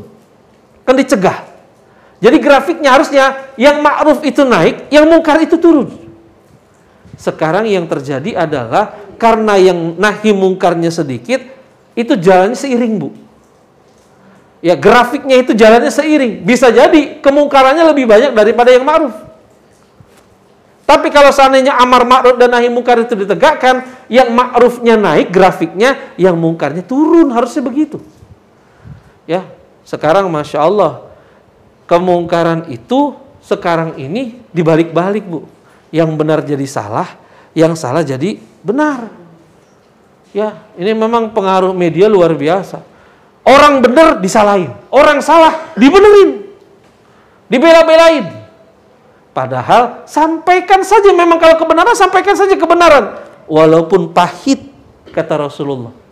Walaupun berisiko, qulil haqqa walau kana murran, sampaikan yang hak walaupun pahit. Ya, di zaman sekarang atau di zaman dulu itu tetap dilakukan, harusnya sampai sekarang tetap dilakukan. Tentu saja menyampaikan ini juga dengan cara yang benar.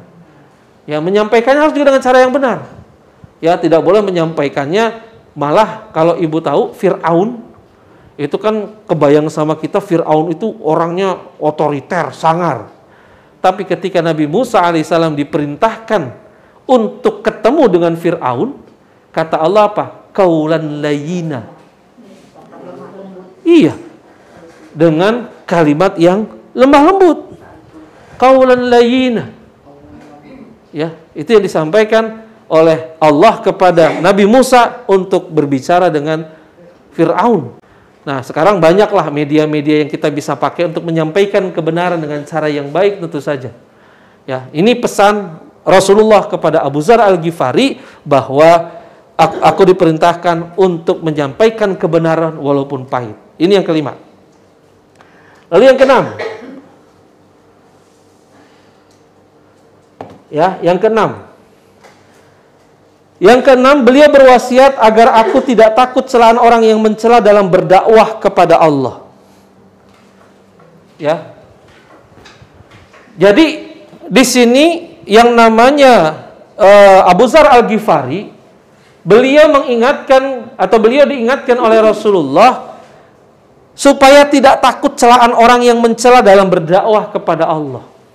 Kadang-kadang kita ini kalau ngobrol, kalau apa, itu suka kalau misalnya kita menyampaikan sesuatu yang baik kepada orang, ada aja orang yang sinis, Bu. Kita menyampaikan kebenaran, kita ngobrol, menyampaikan kebenaran, ada aja yang sinis. Ya, kalau dulu waktu lagi di sekolah, saya suka dibilang kayak begitu. Ya, apalagi anak-anak ABG biasanya seneng-seneng, hura-hura, terus ngelihat anak-anak ABG yang rada-rada bener dikit, itu suka disinisin, Bu. Ya, kita ngomong begini, ngomong begitu, ntar diledekin, lu mas sekarang so alim lu, so alim gitu. Iya, suka dibully gitu, so alim lu. Saya kalau dibilang so alim, biarin gua so alim daripada lu so kafir.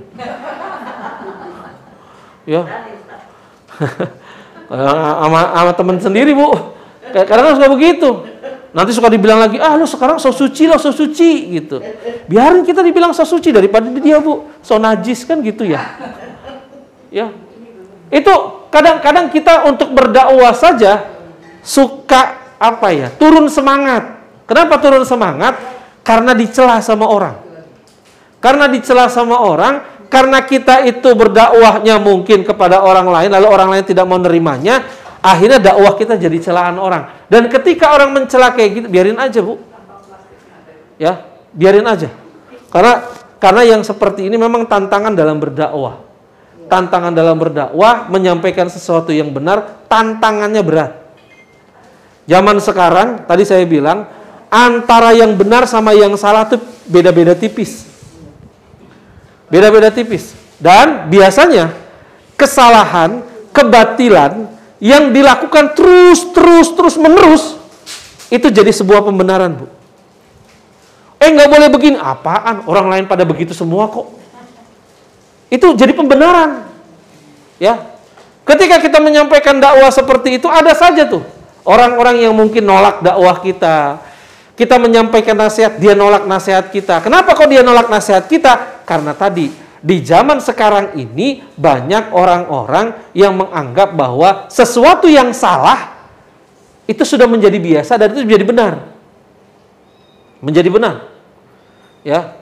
Makanya ketika contohnya misalnya begini, ketika ada orang yang terutama di kantor nih, saya sering suka ada yang nanya-nanya, suka ada yang ngeluh, suka ada yang curhat, terutama menjelang Natal.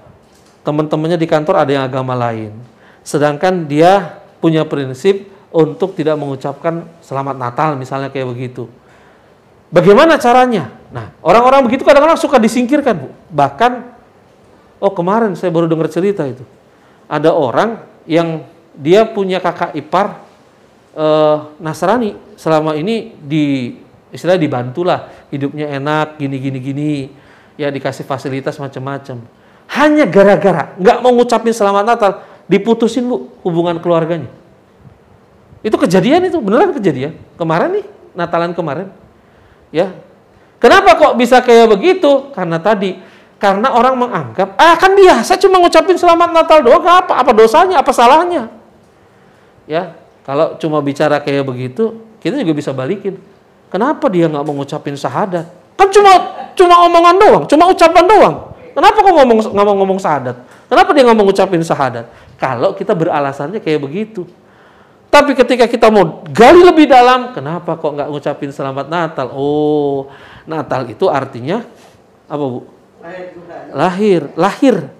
Natal itu kan artinya hari lahir ya. Natal itu kan lahir. Hari kelahiran. Siapa yang lahir? Tuhan. Tuhan siapa?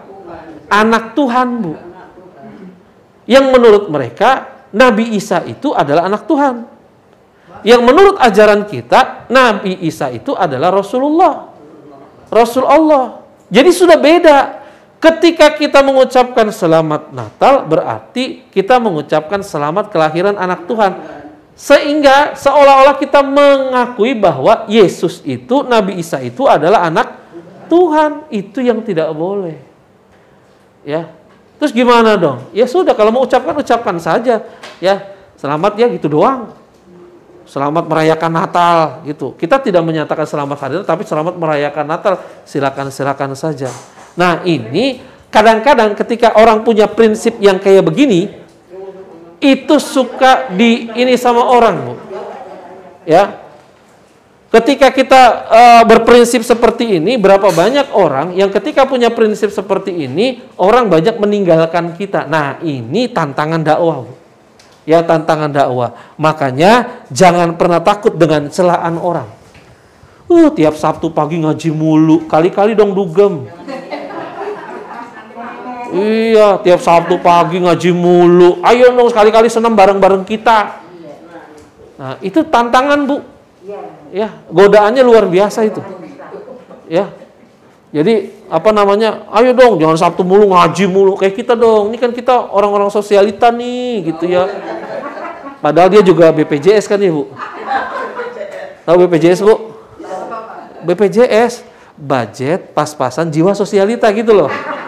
Itu namanya BPJS, Bu. Ya. Ini yang keenam. Terus yang ketujuh, nah ini pesan terakhir Rasulullah kepada Abu Dzar Al-Ghifari. Beliau melarang aku agar aku tidak minta-minta sesuatu pun kepada manusia.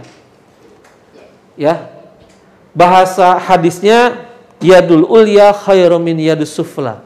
Tangan di atas itu lebih baik daripada tangan di bawah.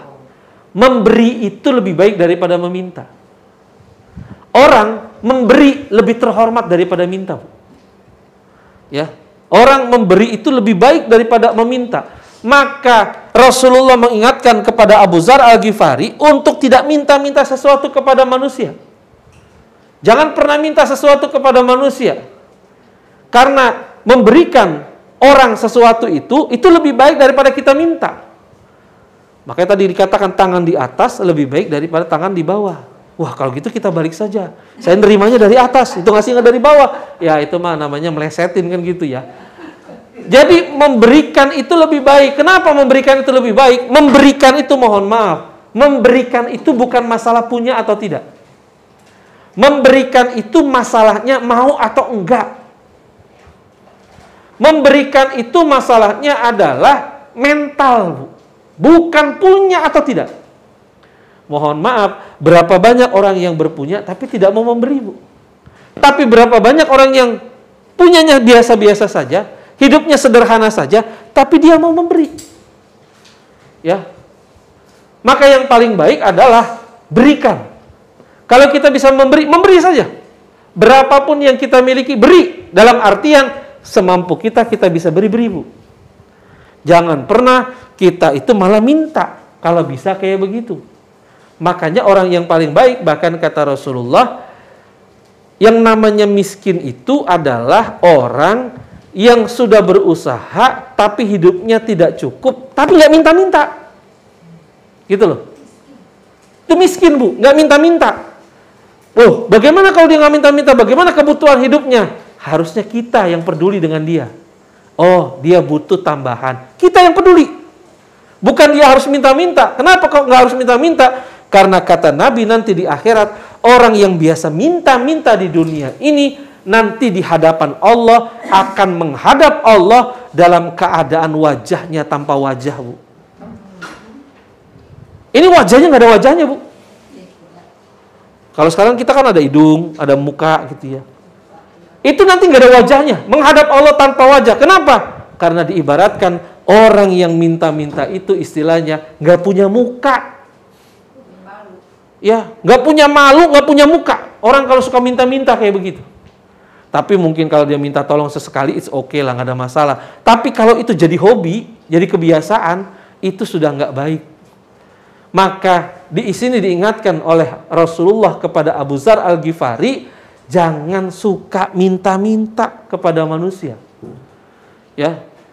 Dan kita juga harus peka. Dalam artian harus peka. Peka memang kalau memang kita harus kasih.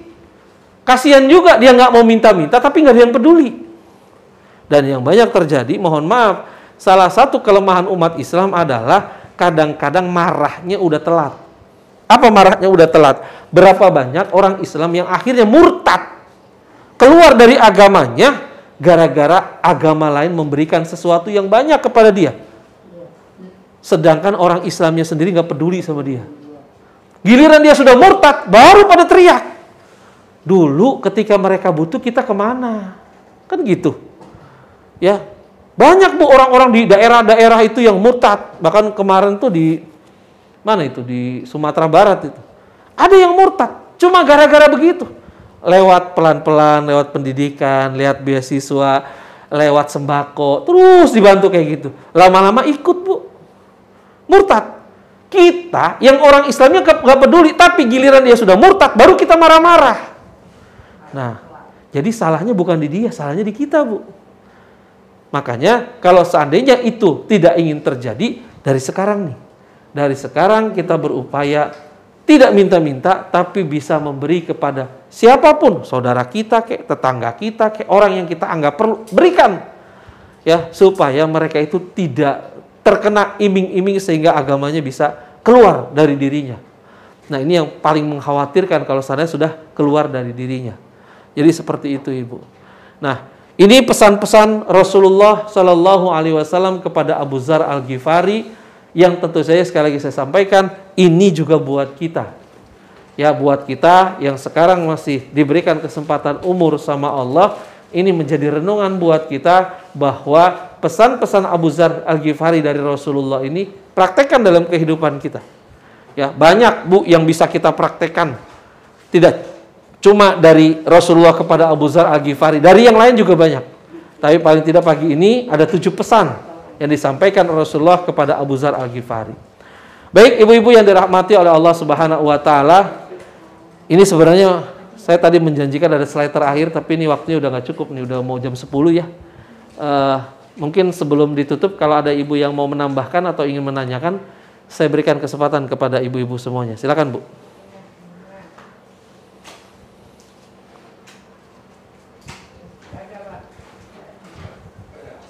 Ya, silakan Pak Ji.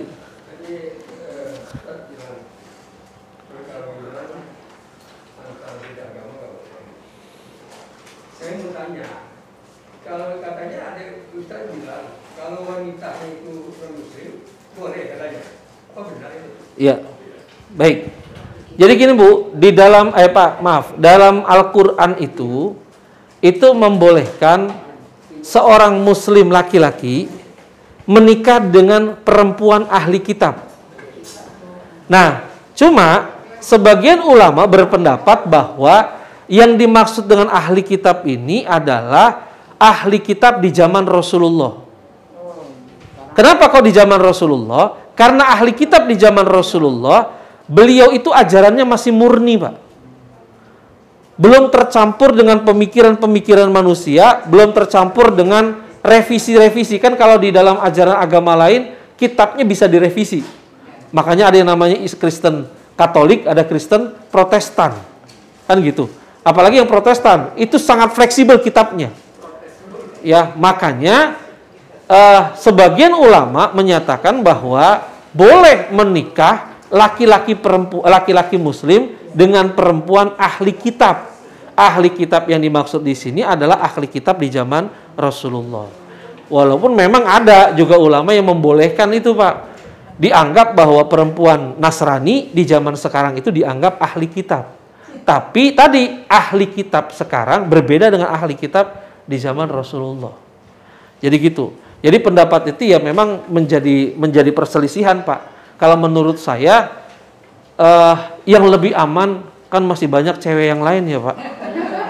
Kenapa sih nyari yang begitu-begitu gitu? Gitu. Walaupun banyak, apalagi di kalangan selebritis gitu ya, yang mereka kadang-kadang nggak memikirkan hal-hal kayak begitu.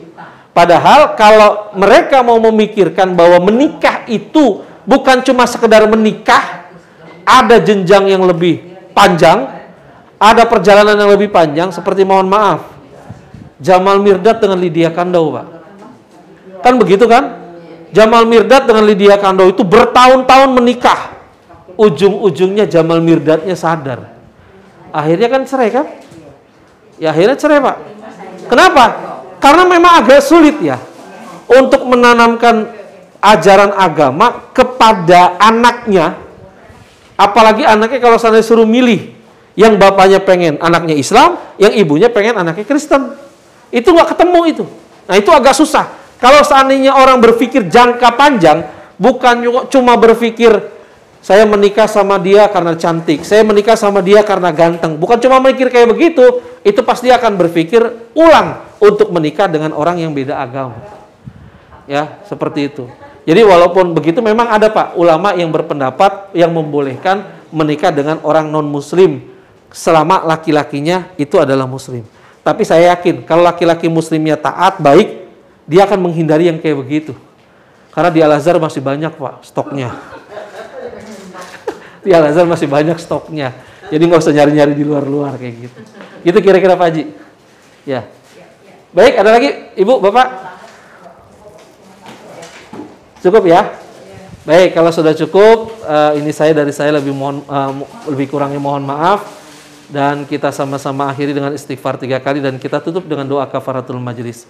Astaghfirullahaladzim, astaghfirullahaladzim, astaghfirullahaladzim. Subhanakallahumma bihamdika asyhadu an la ilaha illa anta astaghfiruka wa atubu ilaik. Sekian dari saya, lebih kurangnya mohon maaf. Assalamualaikum warahmatullahi wabarakatuh.